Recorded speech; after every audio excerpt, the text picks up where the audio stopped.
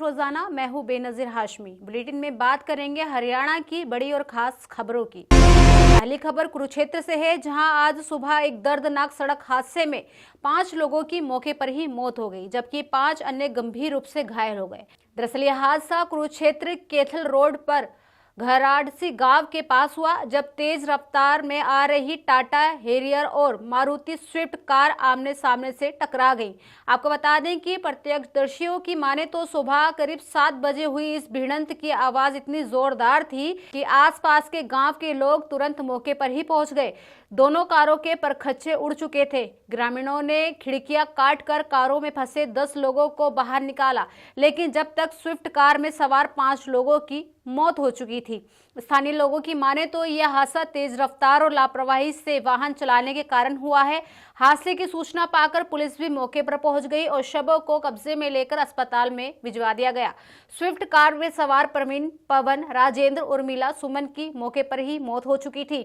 वहीं वंशिका गंभीर रूप से घायल है, उसका उपचार चल रहा है। ये सभी लोग एक पारिवारिक कार्यक्रम से निकले थे और अंबाला की ओर जा रहे थे। वहां हैरियर कार में सवार ऋषिपाल, लीला देवी, संतोष, प्रवीण पवनावा गांव से अंबाला के मौलाना जा रहे थे। फिलहाल इस पूरे मामले में पुलिस जांच कर रही है। हादसे का प्रारंभिक कारण तेज रफ्तार को ही माना जा रहा है। प्रशासन ने लोगों से सड़क पर सावधानी बरतने और सीमित गति में वाहन चलाने की अपील की है।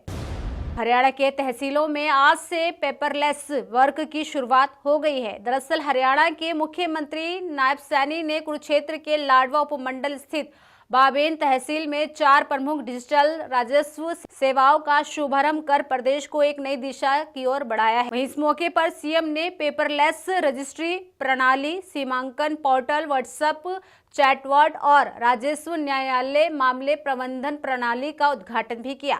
आपको बता दें कि इस दौरान सीएम सैनी ने कहा कि अब लोगों को रजिस्ट्री के लिए बार बार तहसील के चक्कर लगाने की जरूरत नहीं है। सभी प्रक्रियाएं ऑनलाइन होंगी। केवल फोटो खिंचवाने के लिए ही आपको तहसील आना होगा। सीएम ने इसे मशीनी युग की जरूरत बताया और कहा कि सरकार तकनीक के जरिए सेवाओं को अधिक पारदर्शी और सुगम बना रही है। बताते चले कि इस दौरान सीएम सैनी ने कहा कि केंद्रीय गृह मंत्री अमित शाह आगामी 3 अक्टूबर को कुरुक्षेत्र में 2 कार्यक्रमों में हिस्सा लेंगे।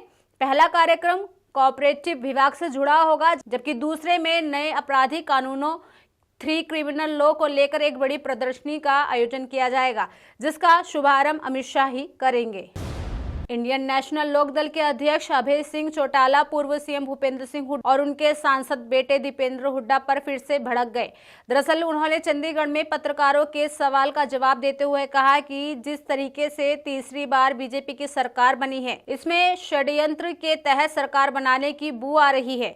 उन्होंने कहा कि जब वह रोहतक रैली के लिए लोगों को इन्वाइट कर रहे थे, तब लोगों ने कहा हम कांग्रेस की सरकार बनाना चाहते थे, लेकिन हुड्डा और उनका बेटा कांग्रेस को सत्ता से दूर लेकर जाना चाहते थे। मैंने लोगों से कहा कि हुड्डा एंड पार्टी मुकदमों के डर से बीजेपी की पॉक्सी की तरह काम करती है। बताते चले कि उन्होंने कहा कि फरीदाबाद और पलवल भी षड्यंत्र के तहत कांग्रेस ने हरवाने का काम किया है। साथ ही उन्होंने कहा कि उदयवान के पिता हरियाणा की राजनीति में आया राम गया राम के नाम से जाने जाते हैं। उन्होंने एक दिन में 3 पार्टी बदली, उनका नाम स्वर्ण अक्षरों में लिखा जाएगा। बताते चले कि चंडीगढ़ न्यायालय ऑफिस में पत्रकार वार्ता के दौरान उन्होंने कहा कि रोहतक रैली में लोगों का कितना उत्साह था, जबकि कोई चुनाव भी नहीं है। ये इसलिए भी हुआ क्योंकि लोग 1 साल में बीजेपी की सरकार से परेशान हो चुके हैं।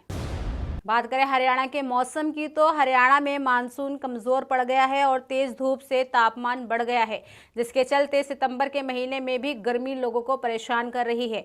मौसम विभाग के मुताबिक आज यानी सोमवार को एक बार फिर से मौसम करवट बदलेगा और 4 जिलों में हल्की बारिश होने की संभावना है।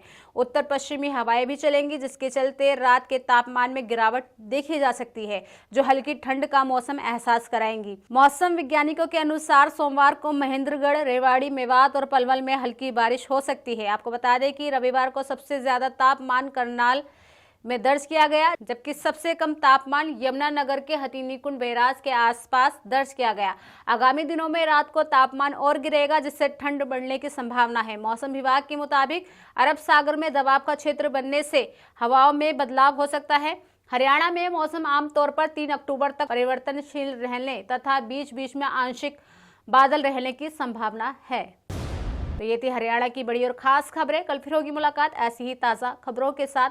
तब तक के लिए बने रहिए हमारे साथ और देखते रहिए देश रोजाना। नमस्कार। सब्सक्राइब करें देश रोजाना के YouTube चैनल को और नई वीडियो की नोटिफिकेशन पाने के लिए बेल आइकन जरूर दबाएं। अगर आप ये वीडियो Facebook या Instagram पर देख रहे हैं तो पेज को लाइक और फॉलो जरूर करें और ज्यादा से ज्यादा शेयर करें।